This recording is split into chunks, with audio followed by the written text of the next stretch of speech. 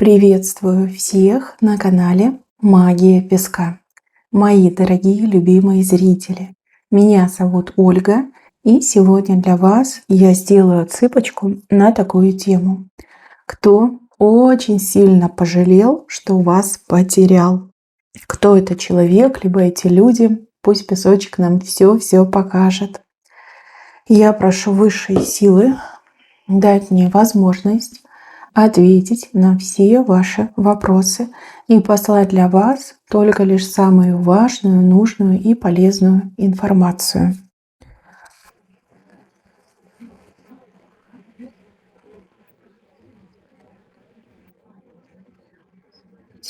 Жабья голова сразу вышла. Так, ну давайте пойдем по порядку. Кто жалеет больше всего? Ну вот мужчину показали. Мужчина... Вы давно уже с ним не виделись. Прям очень давно. Мужчина, который, буквально высасывал из вас любовь и жизнь.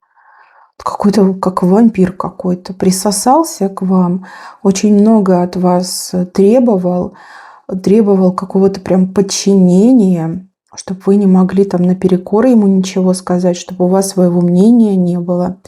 Постоянно превозносил себя. И вот почему-то еще идет такая фраза, что «а ты никому не нужна». А вот я по доброте душевной там тебя нашел, подобрал, обогрел, и типа будь благодарна, да я такой подарок судьбы, а ты вообще никто, там плохо выглядишь, конечно, другими словами говорил, там постоянно вот критиковал, цеплялся, постоянно вас опускал, а себя наоборот приподнимал. Мужчина очень слабый, прям слабак, ничтожество мне идет. Он это знал, и он этого очень сильно стеснялся, да, комплексовал по поводу этого и занимался тем, что вот самоутверждался за ваш счет. Вы же по доброте душевной его жалели. Вам казалось, что у него, да, такой плохой характер, вы его отогреете, вы его залюбите, и он поменяется. То есть, как пожалела, да, женщина пожалела и сама не заметила, как влюбилась.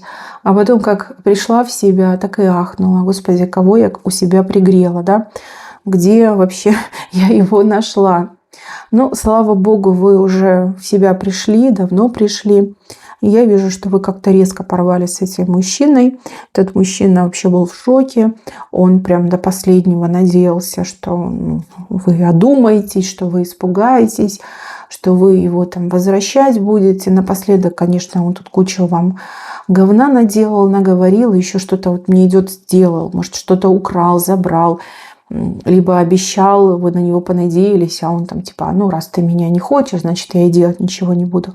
Как-то очень плохо поступил. Знаете, вот какая-то гнида мне вообще идет. Это даже не блоха, это просто гнида. Ой, какая-то женщина с вашей стороны просто вот ненавидит этого мужчину. И эта женщина очень радовалась, когда вы в себя пришли и разорвали отношения. Смотрите, этот мужчина после вас, он прям так в себя поверил, потому что вы его пытались как-то стимулировать, иногда хвалили, может, и не часто хвалили. Что-то хорошее вы в нем все-таки видели и пытались его немножечко изменить, да, вот именно добром, любовью. И он прям действительно поверил, что он такой классный, что вот он там женщинами может управлять, крутить. И вот он после вас отчаянно пытался войти в новые отношения. Но каждый раз так сильно промежнок получал, что уже там, наверное, ничего и не осталось, да, либо просто ровное место. Отбили желание жениться, вступать в отношения. Сейчас он какой-то одинокий, никому не нужный, у него вообще жизнь в закат покатилась. И, конечно, он жалеет, потому что такой доброй феи, как вы, больше ему не встретить, да, больше он никогда таких женщин, как вы, не встречал. И до сих пор он копит обиду и злость на вас, что вот умная какая, да, разгадала, что я ничтожество, и что вот имела смелость от меня уйти. Во всех бедах своих он винит исключительно вас. Вот не было бы у вас столько ума, да, жил бы сейчас как король, припеваючи у царя за пазухой вместе с вами. Дальше бы у вас подворовывал, тащил бы ваши жизненные силы, энергию, ну и как бы был бы в порядке. А вы, видите, очнулись, да еще и прогнали этого царька, пупика земли, да. Часто очень у него какие-то разговоры по поводу вас. Ну, может, там с мужиками выпивает где-нибудь там под забором, либо в шарашке какой-то. И рассказывает, что вот вы ему жизнь испортили, а у него ведь были такие амбиции, да он вообще и то, и сё, и пятое, и десятое. А вот вы, коварная, злобная женщина, испортили ему жизнь, да. До сих пор вас и вспоминает, и винит. Но единственное, что вот как слава богу, да, что вы уже больше не встретитесь. Ему заказана дорога к вам. Его чисто физически не подпустят в вашу сторону ни высшие силы, ни хранители рода, ни ваши личные ангелы-хранители. Его никто не подпустит больше к вам, потому что он так сильно оскотинился за последнее время, ну просто страх и ужас. Человек, который полностью потерял себя. А дальше будет только хуже. Ну, видите, очень сильно жалеет. Один. Ни с кем не смог ужиться, никто такого паразита терпеть не стал, не смог. И, ну, сами понимаете, да, кому такое надо. Может, у него мама была какое-то время еще рядом, там все его вдохновляла и говорила: сынок, ты у меня самый лучший, ты у меня прям там мамина черешенка, да, сыночка-корзиночка, да, вот там рассказывала, хотя он маму свою тоже обижал. Вот, возможно, мамы уже нет, и он один как перст, никому не нужный, за бортом жизни находится. Ну, так ему и доживать. Ну, как бы, если ты сволочь, то не надо рассчитывать на нормальную жизнь. Надо быть человеком, чтобы нормальную жизнь прожить. Дальше, мои хорошие, еще одного мужчину показывают. Я не знаю, это для одной и той же женщины идет, либо для разных женщин. Здесь мужчина женатый, 100% женатый, и он со своей этой женой живет до сих пор. Этот мужчина, у вас то ли роман с ним был, то ли вы ему очень нравились, там влюблен в вас был, потому что там пытался за вами ухаживать. Ну, больше похоже, что был роман, да, была какая-то взаимность. И вот он очень сильно побоялся изменить свою жизнь. Вот прям настолько сильно испугался, что его трясло, и у него там чуть ли не до потери сознания был момент. Чего побоялся? Побоялся материальное упустить, потерять. С той женой, со своей, он давно уже живет как кошка с собакой. Там ни любви, ни радости, вообще ничего нет. Тем более там жена такая, знаете, оторви и выброси. И тут, видите, Боженька послал ему такую возможность, да, изменить свою жизнь, счастливым стать. Тем более, еще раз говорю, вот мне идет, чтобы взаимно было. А он вот испугался, что квартирку потеряет, что там машинку потеряет, что деньги потеряет. Вот этого испугался, да, вот ему так жалко стало денег, так жалко стало жилплощади, что он такой: ну ладно, лучше уже буду так жить, да, лучше там типа потерплю. Ну и что вы думаете? Терпит по сей день. Вас он, конечно, вспоминает. Но вспоминает, знаете как, он просто о вас мечтает. Он представляет, что ну, вы вместе, что вы там где-то отдыхаете, кушаете, развлекаетесь, танцуете, да, загораете. Вот какие-то такие мечтах, да, вы у него в мечтах. Забыть он вас не может и не сможет, потому что жизнь у него, ну, она какая-то черно-белая. То есть там ни красок, ни эмоций, ничего нет. Он не нужен никому, он никому не любим. Он живет на этой своей жилплощади, да, за которую трясется, и каждую копеечку считает. Женщина там строгая, любит взять, но не любит давать. Трясет его как липку, когда ей надо. И вот все, что он там копит, она у него периодически отбирает. Как бы тут вопрос исчерпан, да.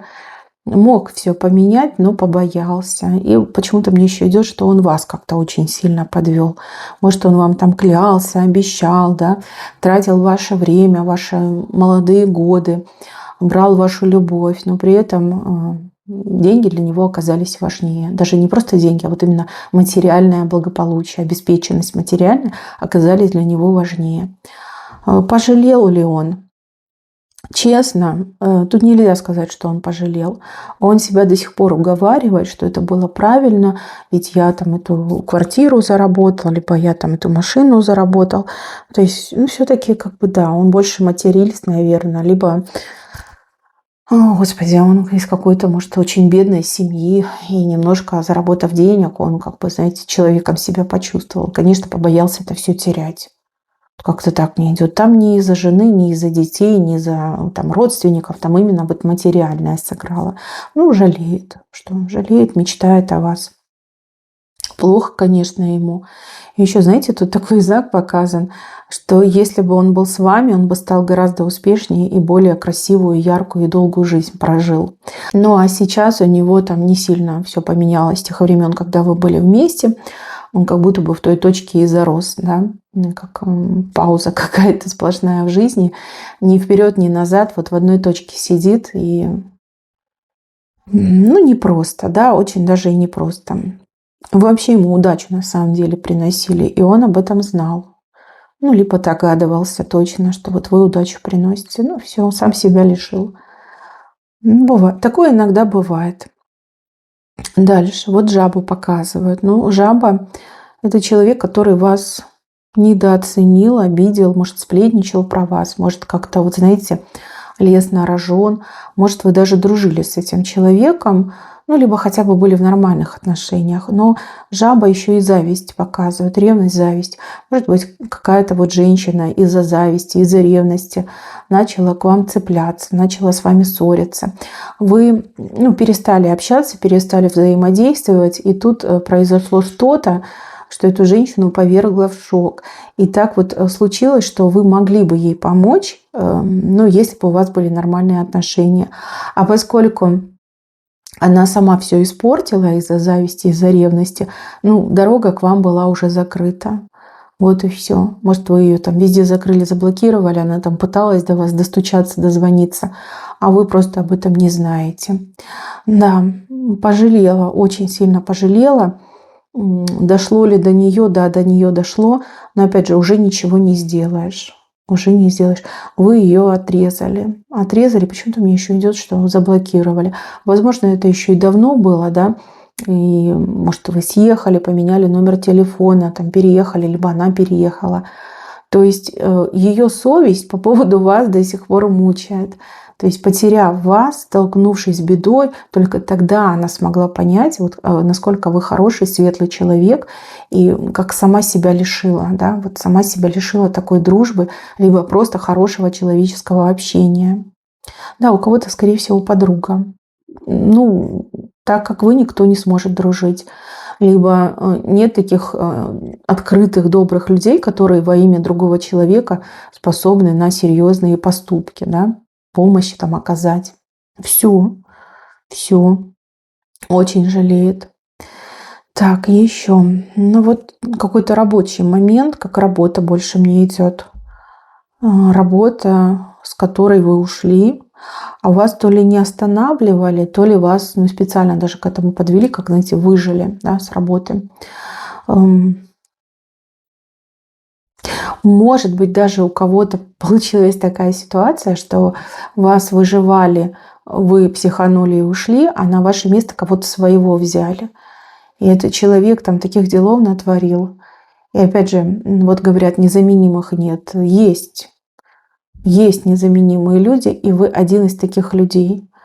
Вы честно работали, вы все правильно делали, вы, ну, буквально на вас все держалось. Но когда вас потеряли, там все хлам. Хлам, бардак, разруха, анархия, хаос. И вот работодатель, либо начальник, может, ваш непосредственный начальник очень сильно пожалел, что в свое время такую ошибку допустил. Ну, понятно, что время упущено, и уже что сделано, то и не вернешь. Ну, более таких ответственных сотрудников, как вы, у этого начальника никогда не было и уже никогда не будет. Это прям 100%. 100% так оно и есть. Дальше показывают еще одного человека, тоже мужчина. Но этот мужчина, он какой-то проходящий был в вашей жизни, да, вот вы где-то были, вы с ним познакомились, а он не сообразил, например, там, попросить у вас контакт, либо он упустил возможность там, за вами поухаживать, как-то расположить вас в свою сторону.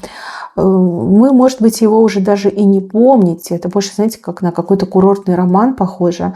Ну, а может быть, какое-то случайное знакомство, не знаю, там в поезде, например. Этот мужчина так сильно жалеет, сам себя каждый день обвиняет, и вы знаете, он вас ищет.